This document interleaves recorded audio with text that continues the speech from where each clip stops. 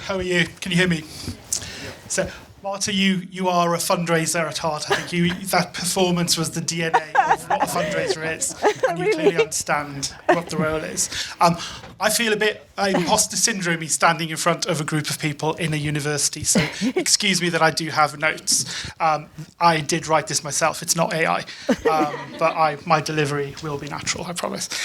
So a little bit about me. So I'm Kerry Edwards. I'm from the Chartered Institute of Fundraising, and we're an organisation that represents over 5,000 individual fundraisers across the UK, all working in charities and all working together to create excellent fundraising for a better world. Fundraising is as old as the hills, as you all know, but actually as a profession, it's relatively new. A bit like AI, it's emerging. And that's why I'm really pleased to be here with you today to help and celebrate launching this centre, but also I think also because the fact that this is the first piece of research that you've done is really insightful and also really kind of a great thing for us as the Institute. We've been delighted to work with Marta and the team, and we look forward to doing that kind of over the next coming years. Charitable income and charitable fundraising in the UK is at a very tricky place at the moment. And despite economic uncertainties, last year residents of the UK did donate over £15.6 billion to charities, which was an increase from £13.9 billion in 2023. It sounds impressive, but the actual amount donated is going down, and the number of donors is also going down. And we are particularly concerned that the number of younger people engaged in fundraising and giving to charities is on the decrease. Corporate and high net worth individuals as well are really struggling to give, so we're seeing lots of decline within those groups. What that does give us, though, is an opportunity to emerge in those new markets and to look at opportunities to develop there. And if we can harness the innovation and the change in those markets, I think we're going to do a really good job. Which is why the report today being launched, shaping the future of fundraising with AI, is so important, because the technological advancements and everything that we do that reshapes our fundraising sector and the challenges that we face as a charity sector will help us as we face the cusp of change. If we can harness all of these things, then we can grow giving across the UK.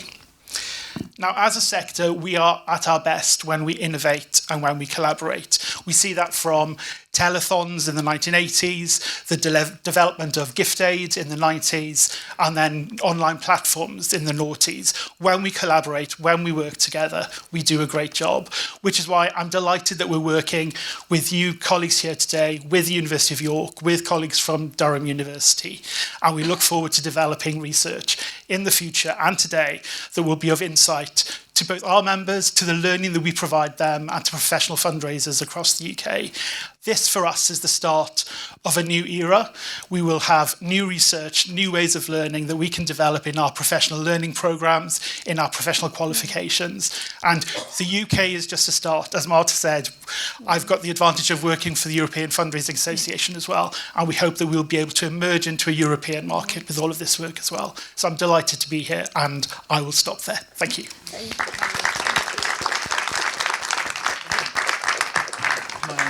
On the mic. Brilliant. Cool. So now we'd just like to give you a little preview of our report. We're not going to talk you through the whole thing. We're just going to mention a few findings from a few sections just to kind of get you excited to download and read it, and then we'll release it to the world at the end with a bit of a QR code and the link to download. When we think about our report, our real goal here was just to kind of get this baseline understanding of how the fundraising sector is thinking and acting around AI. So get that real starter point understanding that the centre, us, other researchers, practitioners can build on.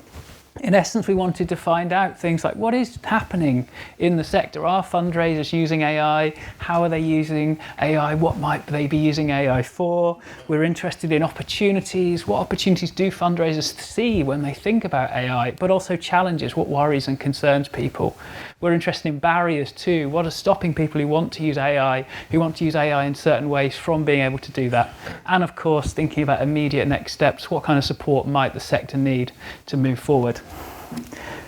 We followed a two-phase approach. We had a survey, which I know many of you have completed, with 23 questions around those areas, completed by 79 people from right across the sector.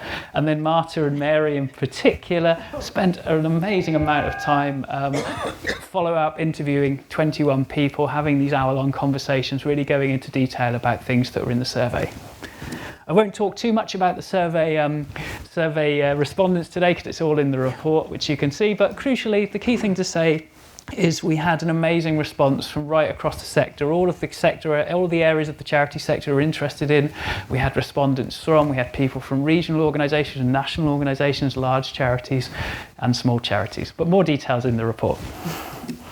So now what we're going to do, as I say, we're going to give you just a couple of preview findings from each of the main report sections before we allow you to then get that report for yourself and read it in detail. So the first area we asked about in our survey were really these kind of opportunities that non-profits associated with AI. So what were the understandings of what AI could do and what did people think might be done with it? So we asked people to think about a core set of opportunities and note which they felt aligned with their interests and the opportunities they saw. The key kind of opportunities stood out were things like being more efficient, reducing costs, communicating more effectively, which stood out to fundraisers, kind of 78, 76% of respondents respectively. Closely followed by understanding audiences better. One very interesting aspect of our findings is that I think it was only 4 participants didn't think that AI posed any opportunities to them, which maybe shows a level of enthusiasm and interest in the sector. The interview data you'll find in the report, as with all of the quantitative findings we'll talk about today, gives more insight into the kind of specific concerns and interests that fundraisers had. For example, one participant who was a global fundraising organisation, when they were talking about communicating with audiences more effectively, was thought about potentially using AI to personalise messages to different geographic audiences. Another key thing that came out when people were talking about opportunities is the kind of concerns that came hand in hand with those opportunities. So one participant here is talking about how there's opportunities in relation to efficiency, but equally with efficiency there's concerns that maybe that any work, say, will just be replaced by more work. And now I'll hand over to Mary, who'll talk about the next section. Great, thanks, Jonathan. I need a mic, don't I? So the next section was to delve into exactly how AI is being used by fundraisers and how they might be using it already in their organisations. So levels of AI uptake, as you can see in this chart here amongst our participants in the survey, is actually, we thought, quite surprisingly high. So not only is there an awareness, but people are actually adopting it and using it. Although the majority aren't using it, it's only 53%, so it's a really narrow margin.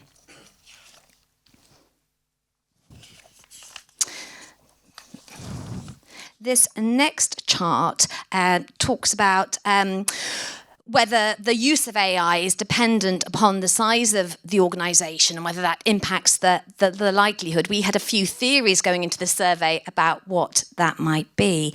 We saw that there is a trend towards higher uptake, as you can see here, amongst larger charities, which in this case is where over 25 fundraising staff exist within the organisation.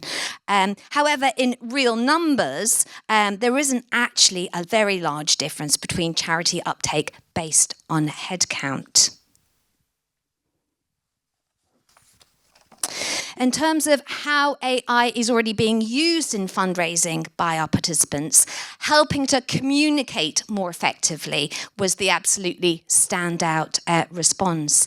And interestingly, 2 of the other popular perceived benefits of AI, understanding audiences better and increasing efficiency and reducing costs, were less common in the responses from our participants. This perhaps suggests that potentially participants saw, in terms of understanding audiences and efficiencies, but although it's not actually yet being realised, so they might think that it's going to help, but it's not actually helping yet in reality. And this is perhaps because tools like ChatGPT are used that primarily used for sort of communications methods are probably being accessed much more. These are free tools, and much more so than tools that might help with data analysis.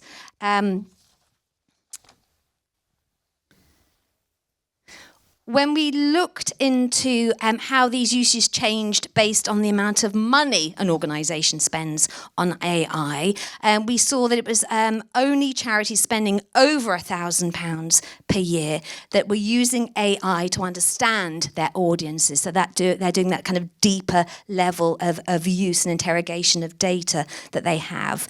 And this suggests that there's potentially a divide in the way that charities take advantage of different AI capabilities based on the resources available to them.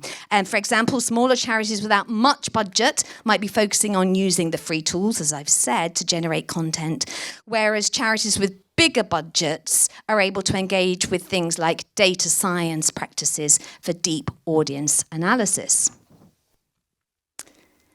There's nothing like the quotes to really sort of emphasise the point. I mean, the report really is rich in these. So the interview findings in the report give a lot more information about how AI is actually being applied by organisations across these different areas by charities. And one key use that was mentioned by quite a few participants was to support funding proposals, as I've mentioned. The benefits of these were described in terms of saving time, but also in terms of being a thinking partner that helps you to come up with really creative ideas. These are tools in lieu, perhaps, of other human resources within an organisation, I think is a nice way of putting it. I think one thing that I was really taken by myself as a fundraising practitioner when looking at the survey findings was that people weren't really talking about quality of experience for the donor, which really struck me. It was much more about the sort of internal efficiencies, but that maybe is indicative of where we are in this journey, and that's part of the next stage. I'm handing to you now. Cool. I've got my worn mic. So yeah, another really important area of questioning in the survey was around the concerns that people had about fundraising, those kind of concerns, barriers and perceived challenges. So we asked participants about the risks and concerns they perceived in the fundraising area, and some of the standout risks that emerged were things like data bias and discrimination, cybersecurity concerns, data breaches, environmental concerns, and keeping pace with legal and regulatory requirements. So interestingly, we found that some of these concerns were more prevalent amongst people who had used and experienced AI than people versus people who hadn't yet used AI, perhaps suggesting that people who'd used those systems had seen firsthand how concerning some aspects of things like the bias in the resulting from the training data can be. Despite being one of the most talked about concerns in AI around AI in the media, concerns about redundancy, losing your job to AI were much lower currently in the survey, in the community of people we spoke to, and perhaps this suggests that maybe the uses of AI and the functionality of AI at this stage isn't quite at the job replacement level, hopefully, which is hopefully good news for everyone, perhaps. So we also asked participants about the barriers that were preventing them from using AI and using it more extensively or using it in different ways to which they're currently using it. So we found out some kind of key standout barriers in the survey were things like lack of knowledge of AI, around AI, lack of practical skills amongst organisations to be able to use AI. There was quite interesting, again, echoing some of the prior findings, there was quite a noticeable rise in negative worries about negative impacts on fundraising and reputation amongst people who had begun to use AI versus people who hadn't used AI again perhaps showing that people who'd dipped their toe in, seen what some aspects of AI are like, maybe were more concerned about it than people who hadn't yet had a chance to have a go. Cool. So the interview findings in this area provide some, again, deeper insights into what those concerns look like for different people. But just to give you an idea, so for example, there's quite an illustrative quote here about someone who'd experienced those kind of potential biases locked into the training data firsthand, and another person who was potentially quite sceptical about the trade-offs between the benefits they were personally receiving from AI in terms of doing tasks like cutting down the text on reports and the potential environmental concerns that stem in relation to that. Sorry. Does this one work? The final area we explored in the report is the extent to which the fundraisers are able to draw on training, regulation and policy to guide their use of AI, which I think is very much the direction that our research centre is going to be taking next. One of the most prominent things we found in this area, especially in our interview findings, was that a lot of people feel quite overwhelmed by the pace that AI is moving and want help and support in learning about AI. As you can see in the first of these quotes, participants' information needs in this area don't just cover practicalities of using AI, but equally related to the broader concerns around regulation and ethics. Sorry, getting a little bit of feedback. You're right. Thank you. Despite this clear design to support more support in understanding AI, only 37% of our respondents have received any form of training around it in the past year. That's really quite worrying. When participants did access training, this appeared to be quite ad hoc, with participants accessing information from colleagues, social media, as well as some formal training courses. Participants seemed to turn in particular to resources that were on websites of fundraising organisations, so suggesting a clear need and appetite for training resources specific to fundraising and philanthropy, as opposed to more generic training and development. Our findings showed a strong desire amongst respondents for frameworks and guidance that could help them to navigate the complexities of using AI in a fundraising context. And the fundraising regulator and the Chartered Institute of Fundraising were mentioned as potentially the right channels to deliver these guidelines. One final slide. In terms of existing awareness of regulation and policies around AI, 53% of participants said that they weren't familiar with any of these. And whilst there's a clear appetite amongst practitioners for sector-specific guidance, only 10% of respondents are aware of any UK policies or guidance that applies to fundraising in the use of AI. Amongst those who were aware of UK policies, the most commonly mentioned were more fundamental things like GDPR and the Data Protection Act. So I hope that those insights have set it up really, really nicely for the panel discussion that's going to take place in a moment, where we're going to really unpack this and hear from you about the things that you want.